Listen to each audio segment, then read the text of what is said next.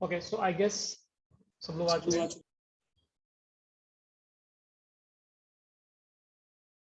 एक बच्चे को व्हाट्सएप आया, let's me check if we got it correctly. Again some very complicated value but it's good, you try, है ना। Try करना जो है ना बहुत ज्यादा मैटर करता है। तो ये आपको तब पता चलेगा जब आप एक्चुअली रियल वर्ल्ड में, एजुकेशन से बाहर निकल के जब आप रियल वर्ल्ड में काम करना स्टार्ट करोगे with people, then you learn कि आपको एक्चुअली ट्राई ही करना होता है। अनंत का आंसर है के क्यू और ए स्क्वायर, सेम्स करेक्ट, ठीक है। एनीवेज तो मैं एक्सप्लेन करूँ, उसको ध्यान से सुनना ना। और ये कॉन्सेप्ट, ये फिलॉसफी लॉजिक जो है काफी जगह हम लोग आगे भी यूज करें, ठीक है, सिमिलर टाइप का, ठीक है। सो लेट मी एक्सप्लेन फर्स्ट। तो बेसिकली आपके पास एक पेंटागन डिजाइन था, ठीक है, वो मैंने बना लिया और साइड लेंथ इसमें है, फाइन, ये ए मैंने लिख दिया, साइड लेंथ कोई दिक्कत नहीं इसमें, ठीक है। और हमें क्या है सेंटर पर, सो लेट्स से सेंटर कहीं यहाँ पर होगा। ऑब्वियसली डायग्राम काफी गंदा बना है, so I can not help you, but या सेंटर पे हमें इलेक्ट्रिक फील्ड का वैल्यू ढूंढना है, ठीक है। अब चार चार है हमारे, बेसिकली 4 चार्ज है हमारे पास है। और चारों चार्ज का अगर तुम डायरेक्शन देखोगे इलेक्ट्रिक फील्ड का, फॉर एग्जांपल अगर मैं charge number 1, charge number 2, charge number 3, charge number 4, ठीक है, चार्ज नंबर 1 का इलेक्ट्रिक फील्ड का डायरेक्शन देखता हूँ तो ऐसा कुछ आएगा, ठीक है, दिस इज E1, ध्यान से देखना बच्चों ना।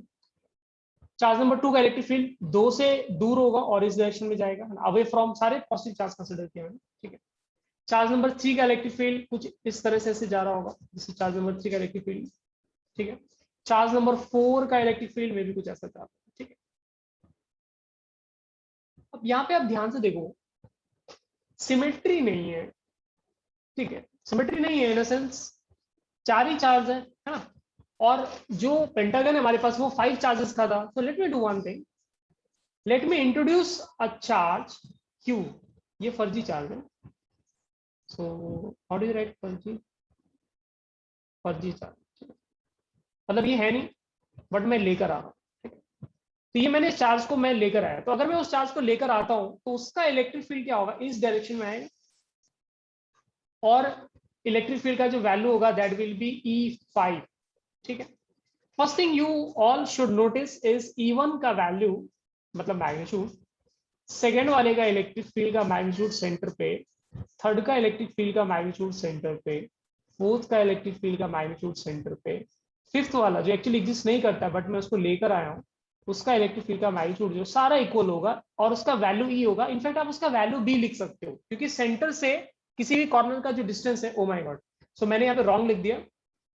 सेंटर से जो डिस्टेंस है किसी भी कॉर्नर का, वो एक्चुअली ए गिवन है, तो मैंने यहाँ पे गलती से ए लिख दिया, ये ए नहीं गिवन है, ठीक है, मिस्टेक्स हैपन, सैड, हाँ। So value, let me right value again, so will write के, ठीक है। देन चार्ज, जिस भी चार्ज का आप सेंटर पे इफेक्ट देखना चाह रहे हो, बट हर एक चार्ज का वैल्यू क्या इक्वल है, सो वैल्यू क्या होगा के क्यू ओवर डिस्टेंस का square which is a square, है ना। हर एक चार्ज का सेंटर से डिस्टेंस क्या है, इक्वल है।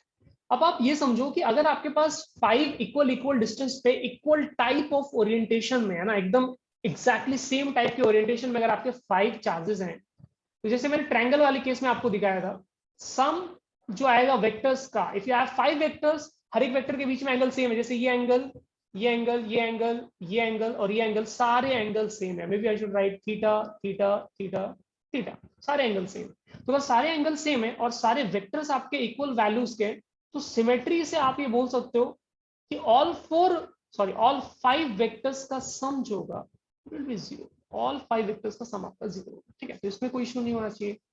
अब यहां से क्या है, आप कहानी में ट्विस्ट लाते हैं, आप ये बोलते हैं कि सर हमें एक्चुअली सारा नहीं चाहिए था, we only needed this much, हमें सिर्फ ये चाहिए था 1 2 3 4, क्योंकि ये 4 एक्चुअली एग्जिस्ट करते हैं, पांचवा तो आप अपने मन से लेकर आए हो। So can we now say that this sum will be equal to -E5 vector, मतलब आप ऐसे बोल सकते हो कि फिफ्थ वाला चार्ज का जो इलेक्ट्रिक फील्ड आ रहा है, सिंगल फिफ्थ चार्ज का जो इलेक्ट्रिक फील्ड, ध्यान सुनो, फिफ्थ वाले चार्ज का जो इलेक्ट्रिक फील्ड आ रहा है which is this value,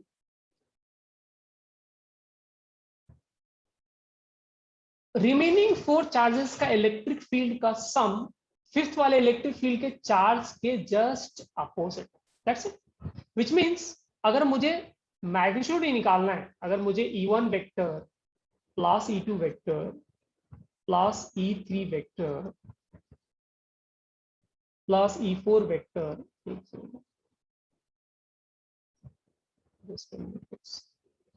so yeah, so plus E4 vector, अगर इसका सिर्फ मैग्नीट्यूड ही निकालना था तो that magnitude will be equal to fifth वाले चार्ज का जो आपका इलेक्ट्रिक फील्ड का वैल्यू इसके इक्वल ही आया, क्योंकि नेगेटिव पॉजिटिव साइन से मैग्नीट्यूड को फर्क नहीं पड़ा, मैग्नीट्यूड आपका सेम रहेगा, and that value will be KQ over A square.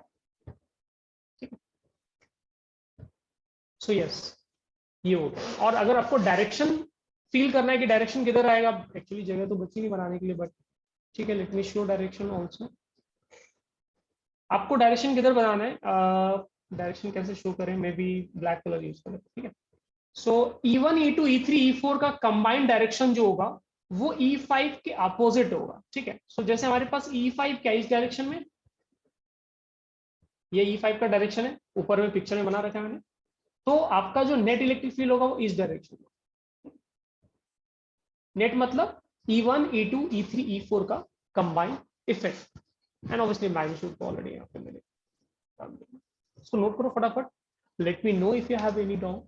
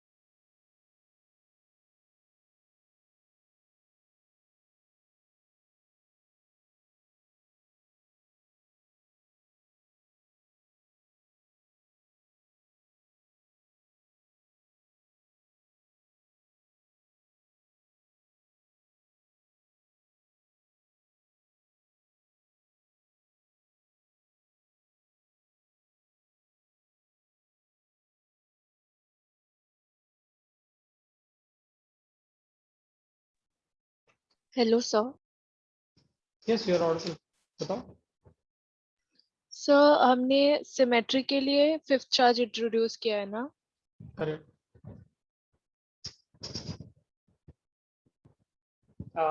ये क्वेश्चन था।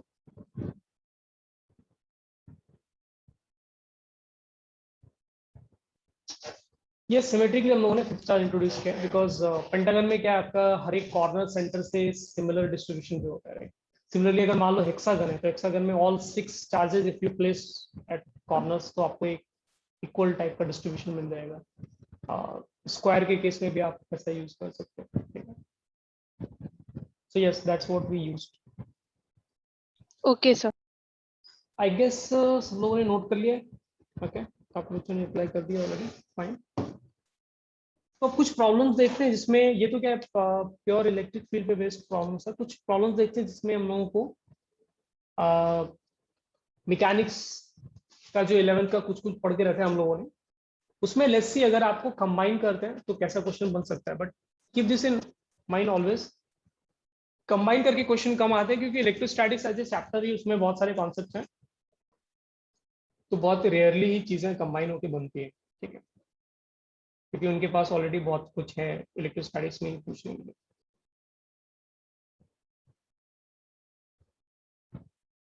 So let me write question. Try.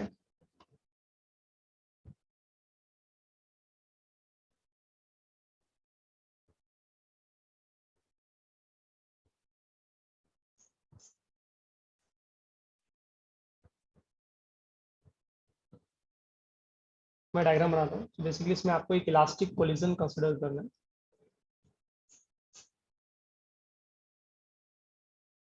Question पूछने वाले श्योर नहीं कि इलास्टिक मतलब कोलिजन एक्चुअली होगा या नहीं होगा। If it is there then find the time period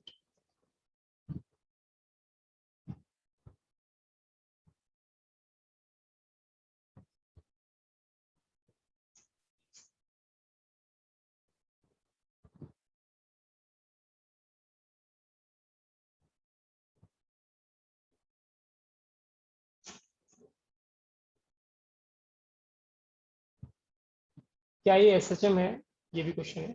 diagram बहुत सिंपल है। आपका एक फ्रिक्शनलेस सरफेस है इस तरह से, एंड उसमें आपने एक ब्लॉक यहाँ पे रखा है। ब्लॉक का मास लेट्स से m है, और आपने एक इलेक्ट्रिक फील्ड जो है, पहले नहीं था इलेक्ट्रिक फील्ड, पहले एग्जिस्ट नहीं कर रहा था, फिर आपने electric field uniform electric field मतलब हर जगह इलेक्ट्रिक फील्ड का वैल्यू सेम है, यूनिफॉर्म इलेक्ट्रिक फील्ड ई आपने एक्टिवेट किया, ठीक है, मतलब स्विच ऑन किया। इट्स लाइक पहले नहीं था, आपने बटन दबाया, इलेक्ट्रिक फील्ड सम प्रोड्यूस हुआ, एंड ये जो डिस्टेंस है दिस इज डी, ठीक है। So obviously let's assume charge जो है वो मास m का इज क्यू बोल देते हैं ना, वैसे यहाँ पे लिख दे रहा हूँ क्यू चार्ज है, and is considered to be a positive charge, ठीक है। ऑब्वियसली पॉजिटिव चार्ज होगा तभी कोलिजन होगा, नहीं तो कोलिजन होगा ही नहीं ना, क्योंकि इलेक्ट्रिक फील्ड के अपोजिट डायरेक्शन में नेगेटिव चार्ज पे फोर्स लगता है। तो कोलिजन करना है तो मुझे पार्टिकल को राइटवर्ड डायरेक्शन में मूव कराना पड़ेगा, राइट साइड मुझे लेकर जाना पड़ेगा। बट अगर हमारे पास नेगेटिव चार्ज पार्टिकल है तो वो लेफ्ट जाना स्टार्ट हो जाएगा बिकॉज ऑफ इलेक्ट्रिक फील्ड, तो लेफ्ट जाने से तो कोलिजन होगा नहीं। ट्राई करो इसको, बताओ फटाफट, let me no, fast try करो ना।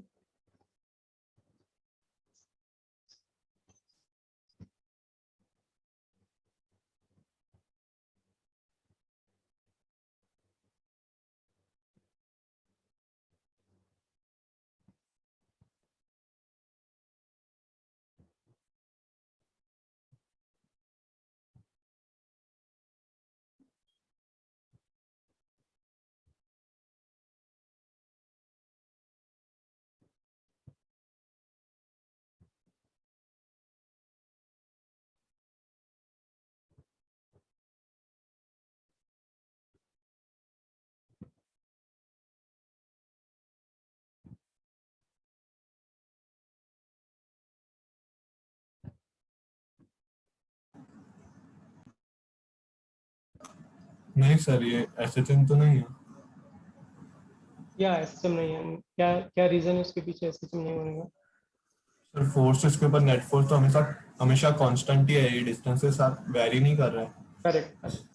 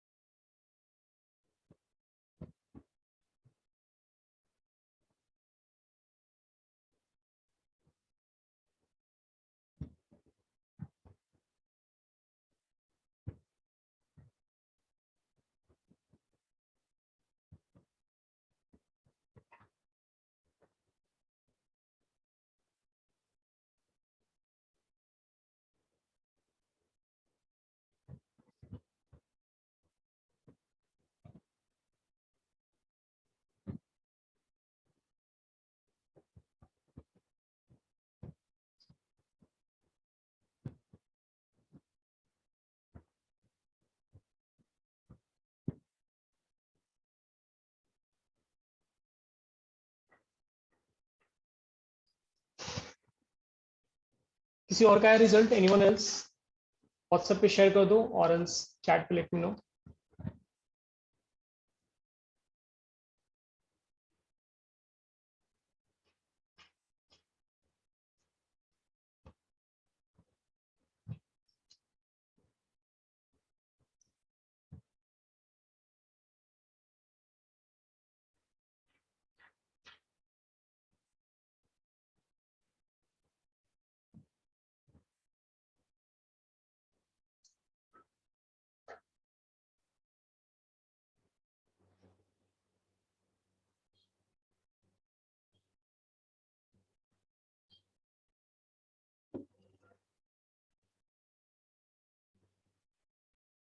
लेट मी नो किड्स, किसी और का रिजल्ट आया?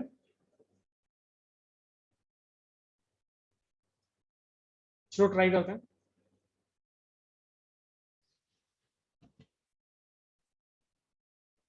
सी कॉन्सेप्ट ऑब्वियसली बहुत सिंपल सा यूज होगा ना। आप क्या सबसे पहले एक्सेलरेशन फाइंड कर लोगे, जो फोर्स हमारा लग रहा है। समय थोड़ा कम बच गया, so let me do for all of you. एक बच्चे ने आंसर भेजा है, let me check. Answer is 2q, sorry 2m over eq। I think कुछ न्यूमेरेटर डिनोमिनेटर में आपने गड़बड़ कर दिया। बढ़िया, आई गेस अप्रोच आपने सही लिया था, बट ठीक है, होता है, मिस्टेक्स हैपन। ये क्या है, आपको इस डायरेक्शन में फोर्स लगेगा, दैट वी ऑलरेडी नो। और इस डायरेक्शन में फोर्स लगने से कुछ एक्सेलरेशन आया, वेरी सिंपल। कुछ हाईफाई कॉन्सेप्ट यूज कर रहे हैं ना, using very simple linear motion का कॉन्सेप्ट, वेरी सिंपल वाला है। वर्क डन और ये सब हाईफाई चीजें नहीं इंट्रोड्यूस कर रहे हैं, ये सब हमारा प्रॉब्लम नहीं। सो एक्सेलरेशन का वैल्यू निकालना बहुत इजी होता है। आप क्या बेसिकली फोर्स बताओ, और जिस पे फोर्स लग रहा है उसका मास लिखो। फोर्स हमें नहीं पता है, फोर्स कैसे आएगा? इलेक्ट्रिक फील्ड ई है और चार्ज क्यू है, तो यहां से हमें फोर्स मिल गया, ठीक है।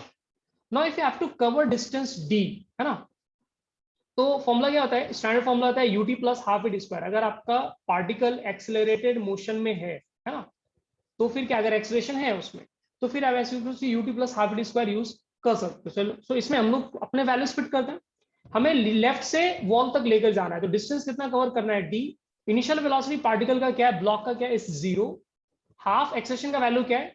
ई क्यू ओवर एम, ठीक है। और ये बहुत फ्रीक्वेंटली हमें यूज करना पड़ेगा ये एक्सेलरेशन, ठीक है। सो आप दिमाग में क्लियर रखो कि हम लोग कैसे एक्सेलरेशन को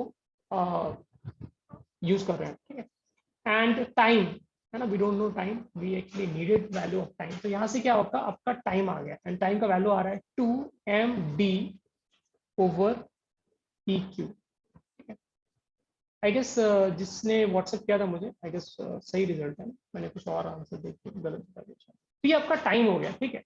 लेकिन ये टाइम क्या है? पार्टिकल को लेफ्ट से राइट जाने का टाइम, ठीक है। राइट में क्या होगा, जब वो पार्टिकल कोलिजन करेगा तो उसका क्या होगा, सर्टेन वेलोसिटी होगा, ठीक है। पार्टिकल जैसे ही कोलाइड करेगा तो सर्टेन वेलोसिटी होगा, राइट। एंड उसी वेलोसिटी से पार्टिकल क्या होगा, बिकॉज इलास्टिक कोलिजन है, उसी वेलोसिटी से पार्टिकल रिटर्न लेगा। सो पार्टिकल जब यहाँ पर जस्ट हिट करने वाला है ना, जस्ट हिट करने के टाइम पे जो वेलोसिटी आने वाला है, हिट करने के बाद भी पार्टिकल का एग्जैक्टली सेम वेलोसिटी होगा, और वो वेलोसिटी आप कैलकुलेट भी कर सकते हो। सो लेट्स जस्ट कैलकुलेट कि कोलिजन के जस्ट पहले वेलोसिटी क्या है, ठीक है। तो उसमें आप क्या लगा सकते हो, v equals to you plus A T लगा सकते हैं, राइट। सो आप लगाओ v equals to you plus A T, simple वाला एक्सप्रेशन। इसमें आप वैल्यूज पुट करो, तो v हो गया, इनिशियल वेलोसिटी 0 था, एक्सेलरेशन है आपके पास e Q over m times t, and t का आपको एक्चुअली वैल्यू पता है ना, आप वो वैल्यू यहाँ पे रख सकते हैं। So let's do it. कुछ भी कैंसिल नहीं करना है फिलहाल, बाद में देख लेंगे जो भी होना होगा, ठीक है। अब इसके बाद आपको अगले पार्ट की तरफ ध्यान देना। अगले पार्ट में क्या है, अगले पार्ट में पार्टिकल यहाँ से m स्पीड v स्पीड से लेफ्ट डायरेक्शन में आ रहा है, बट इलेक्ट्रिक फील्ड तो राइट वर्ड डायरेक्शन में ही फोर्स लगाएगा, क्योंकि चार्ज पॉजिटिव चार्ज है, तो इलेक्ट्रिक फील्ड का जो फोर्स आएगा वो राइट वर्ड डायरेक्शन में आएगा, वो लेफ्ट में नहीं आएगा। तो फोर्स हमेशा इसी डायरेक्शन में लग रहा होगा, ठीक है। मतलब एक्सेलरेशन जो है पार्टिकल का वो इसी डायरेक्शन में होगा। आप एक्सेलरेशन बोल दो, और you can say retardation now, अब इसको आप रिटार्डेशन भी बोल सकते हैं क्योंकि अपोजिट डायरेक्शन में लग रहा है। तो यहाँ पे आप सेम फॉर्मूला, ये वाला फॉर्मूला यूज करो। तो डिस्टेंस कितना कवर करोगे, we don't know, so let's एक second, what do we have to calculate. हमें बस ये कैलकुलेट करना है सेम पोजीशन पे आने का, और वी कैन फिगर आउट कि कितना टाइम लगेगा कि वेलोसिटी जीरो हो जाए। यस, सो यहाँ से यहाँ तक मान लो पार्टिकल पहुंचेगा, वी डोंट नो ये सेम डिस्टेंस होगा नहीं होगा, बट यहाँ पर वेलोसिटी डेफिनेटली जीरो हो जाएगा, ठीक है। So we need to figure out कि वो कितना टाइम लगेगा अगर वेलोसिटी जीरो होता है, क्योंकि उस मोमेंट पे वो स्टॉप होता है, और स्टॉप होने के बाद क्या है, फिर से ब्लॉक राइटवर्ड डायरेक्शन मूव करेगा, ठीक है। तो अभी लेफ्ट से राइट गया, राइट से हिट किया, फिर लेफ्ट आते आते वेलोसिटी कहीं जीरो हो जाएगा। जीरो होने के बाद क्या हो गया, फोर्स तो अभी भी लग रहा है, लेकिन पार्टिकल का मोशन स्टॉप हो गया। फोर्स लगेगा तो वो उसको फिर से राइट लेके जाएगा, एंड प्रोसेस ये ऑसिलेशन रिपीट होगा, लेफ्ट से राइट, राइट टू लेफ्ट, ये मोशन जो आपका टू एंड फ्रो मोशन आपका चलता रहेगा। तो यहाँ पे क्या है, V square equals to U square plus 2a, इसका फॉर्मूला आप लगा लो, नहीं इससे कोई फायदा नहीं होगा, वेलोसिटी जीरो करना है वो लगा लो। तो v equals to you plus a t ही लगाओ, बट ये फॉर्मूला है ना, इसमें हमें वैल्यूज रखने हैं, तो वैल्यूज में क्या रखोगे, फाइनल वेलोसिटी हमारा जीरो होगा क्योंकि पार्टिकल स्टॉप हो रहा है सेकंड केस में। इनिशियल वेलोसिटी क्या हमारे पास एक बड़ा सा वैल्यू है, eq over m times under root 2md over eq। मैंने कुछ भी कैंसिल नहीं किया है, कोई फायदा नहीं है कैंसिल करने, प्लस एक्सेलरेशन, तो एक्सेलरेशन का वैल्यू है eq over m times t। तो यहां से देखो क्या हो गया, t का जो वैल्यू आएगा आप ध्यान से कैलकुलेट करके देख लो, it will come out to be same value, इतना ही है, ठीक है। तो अगर मुझे टोटल टाइम लिखना है, तो टोटल टाइम जो लगेगा which will be called time period, left से राइट जाने का टाइम प्लस राइट से लेफ्ट आने का टाइम, तो ये हो जाएगा आपका 2 times square root of 2md over eq, ठीक है। इसमें मैं एक चीज बोलना चाहूंगा, एक्चुअली हमें कैलकुलेट करने की जरूरत नहीं थी, जाने का टाइम हम लोगों ने कैलकुलेट किया ना, आने का टाइम कैलकुलेट करने की जरूरत नहीं थी, क्योंकि ग्रेविटेशन का मैं एग्जांपल ले रहा हूँ। ग्रेविटेशन मतलब रेक्टिलिनियर मोशन अंडर ग्रेविटी पड़ा होगा, मैं उसका एग्जांपल ले रहा हूँ। उसमें क्या होता है, यहाँ पे इलेक्ट्रिक फील्ड राइटवर्ड डायरेक्शन में लग रहा है, ठीक है। वहां पे क्या होता है, ग्रेविटेशन ऐसे नीचे की तरफ काम कर रहा था, राइट।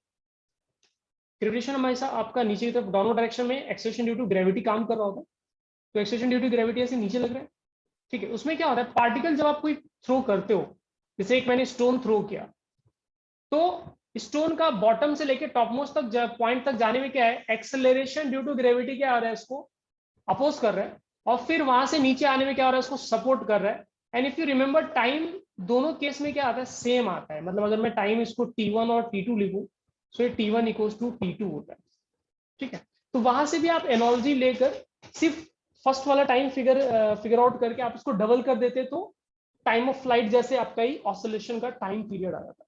या फिर सिंपल आप एक्चुअली कैलकुलेट कर लो ना, it's not a big deal. ये तो सॉल्व करने के बाद आपको एनालिसिस करना होता है कि पॉसिबली और क्या क्या यूज कर सकते हो, ठीक है। कुछ लोग वर्क एनर्जी थ्योरम लगाना चाहते हो, तो वर्क एनर्जी थ्योरम भी आप लगा सकते हो, that is not an issue. So I hope ये पार्ट क्लियर है, इसको फटाफट नोट कर लो, ये हमारा लास्ट क्वेश्चन है, ठीक है। तो नेक्स्ट क्लास होगा, उसमें हम लोग इलेक्ट्रिक फील्ड का वेरिएशन का जो ग्राफ है and some more mechanical mechanics based problems हम लोग देखेंगे, and then different types of charge distribution like rod, circular ring, disc etcetera के लिए will try to figure out value of electric field at different positions, ठीक है। Note कर लो kids इसको। सेकेंड टाइम में नेगेटिव होगा, केशव तुम्हारा क्वेश्चन एक्चुअली क्लियर नहीं है, what do you mean by negative होगा?